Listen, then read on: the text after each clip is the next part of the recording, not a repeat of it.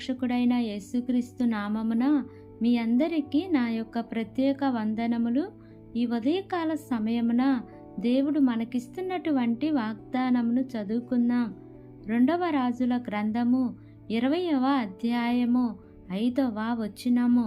నీవు కన్నీళ్లు విడుచుట చూచితిని, నీ ప్రార్థన నేను అంగీకరించి ఉన్నాను, నేను నిన్ను బాగు చేసేదను. ఆమేన్. దేవునికే మహిమ కలుగును గాక. ఈ ఉదయకాల సమయమున దేవాతి దేవుడు ఈ యొక్క వాగ్దానము ద్వారా మనందరితో మాట్లాడుతూ ఉన్నారు. ఈ యొక్క వాక్యమును మనం జ్ఞాపకం చేసుకుంటే, నీవు కన్నీళ్లు విడుచుట చూచితిని, నీ ప్రార్థన నేను అంగీకరించి ఉన్నాను, నేను నిన్ను బాగు చేసేదను. హిజ్కియాకు దేవుడిచ్చిన వాగ్దానము. హిజ్కియా, నీవు మరణమవుతున్నావు, నీ ఇల్లును చక్కబెట్టుకొనుము అని ప్రభు యెషయా ద్వారా హిజ్కియాకు వార్త పంపిస్తారు. అప్పుడు హిజ్కియా గోడ వైపు తన ముఖము తిప్పుకొని కన్నీళ్లు విడిచి ప్రార్థన చేస్తాడు. ఆ తరువాత ప్రభు ఇచ్చిన మంచి సమాధానం ఇది. ఇల్లు చక్కబెట్టుకో అని చెప్తే గోడ వైపు తిరిగి కన్నీళ్లు విడచటం అంటే ఏమిటి అనే ఆలోచన మనకి వస్తుంది. ఇల్లు చక్కబెట్టుకో అంటే మామూలు ఇల్లు కాదు. చక్కబెట్టుకోవటానికి జీవితం అనే ఒక ఇల్లు, మనమే ఒక ఇల్లు.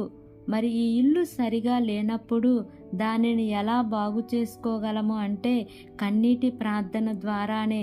దేవుని సన్నిధిలోకి మనం పశ్చాత్తాపముతో వచ్చినప్పుడు మనల్ని మనము తగ్గించుకొని ఆయన పాదాలు పట్టుకున్నప్పుడు మనము మన ఇంటిని బాగు చేసుకున్న వారిముగా అవుతాము. ఎప్పుడైతే హిజ్కియా తన ఇల్లు బాగు చేసుకున్నాడో అప్పుడు దేవుడు తన వాగ్దానమును హిజ్కియాకు ఇస్తున్నాడు. నిజంగా దేవుడు 15 సంవత్సరాలు ఆయుష్ కాలాన్ని, మంచి ఆరోగ్యాన్ని, ఐశ్వర్యాన్ని ఇచ్చాడు. హిజ్కియాకు తోడుగా నీడగా ఉన్నాడు. శత్రువులపైన విజయాన్ని ఇచ్చాడు. అన్ని విషయాలలో హిజ్కియాని అభివృద్ధి చేస్తూ వచ్చాడు. కారణం ఏమిటి అంటే హిజ్కియాలో కన్నీటి ప్రార్థన ఉంది. మరి నా జీవితంలో కూడా కన్నీటి ప్రార్థన జీవితం ఎంతో విలువైనది. ఈ ఉదయకాల సమయమున ఈ యొక్క వాక్యము వింటున్న ప్రియ సహోదరి సహోదరుడా, నీ జీవితంలో వస్తున్న శ్రమలను బట్టి, కష్టాలను బట్టి వస్తున్న కన్నీరు మనుషుల దగ్గర కారుస్తూ ఉన్నావేమో, బంధువుల దగ్గర కారుస్తూ ఉన్నావేమో, అధికారుల దగ్గర కారుస్తూ ఉన్నావేమో. అయితే నీవు ప్రభు దగ్గరకు వచ్చి ప్రభు దగ్గర నీ హృదయాన్ని కుమ్మరించినప్పుడు ఆయన మన కన్నీరు చూసే దేవుడై ఉన్నాడు, మన బాధను చూసే దేవుడై ఉన్నాడు, మన శ్రమను చూసే దేవుడై ఉన్నాడు. కాబట్టి ఆ ప్రభు దగ్గర కన్నీరు విడిచి ప్రార్థిస్తే దేవుడు మనందరి జీవితాలలో గొప్ప కార్యములు జరిగిస్తారు. కాబట్టి ఈ వాగ్దానమును నమ్మి ఈ వాగ్దానం ప్రకారంగా జీవిద్దాం. దేవుడి వాగ్దానము మనందరి జీవితములలో నెరవేర్చబడును గాక. ఆమేన్. ప్రార్థన చేసుకుందాం. ప్రేమ కలిగిన యేసయ్యా, కృప కలిగిన దేవా, నీకు వందనాలు తండ్రి. నీకు స్తోత్రములు ప్రభా. ఇంతవరకు నీ కృపలో మమ్మల్ని కాచి కాపాడిన విధానాన్ని బట్టి నీకు వందనాలు తండ్రి. ఈ ఉదయకాల సమయమున మీరు మాకు ఇచ్చినటువంటి ఇట్టి వాగ్దానాన్ని బట్టి నీకు వందనాలు ప్రభా.